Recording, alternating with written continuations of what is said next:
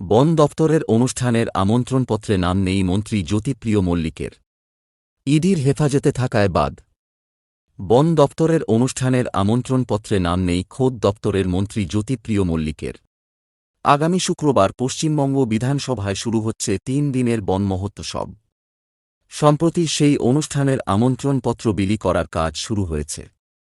বন দফতর এবং পশ্চিমবঙ্গ বিধানসভার সচিবালয়ের যৌথ উদ্যোগে প্রতি বছর ডিসেম্বর মাসের শেষ সপ্তাহে এই অনুষ্ঠানের আয়োজন করা হয়।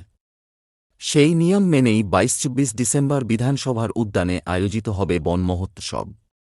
সেই অনুষ্ঠানের উদ্বোধন করবেন স্পিকার বিমান বন্দ্যোপাধ্যায়।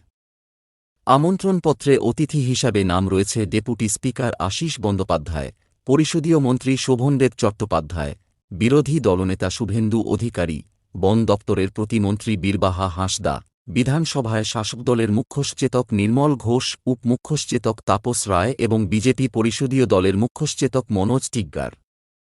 কিন্তু সেই আমন্ত্রিতদের তালিকায় জ্যোতিপ্রিয়র নাম নেই।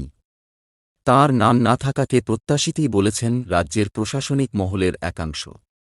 তাঁদের ব্যাখ্যায়, যেহেতু গত অক্টোবর মাসের শেষ সপ্তাহে ইডির হাতে গ্রেপ্তার হওয়ার পর থেকে তাদের হেফাজতেই রয়েছেন জ্যোতিপ্রিয়, তাই দফতরের অনুষ্ঠানের আমন্ত্রণপত্রে তাঁর নাম দিয়ে অহেতুক বিতর্ক চায়নি শাসক দল। তবে কাগজে কলমে এখনও রাজ্যের বনমন্ত্রীর নাম জ্যোতিপ্রিয় মল্লিক।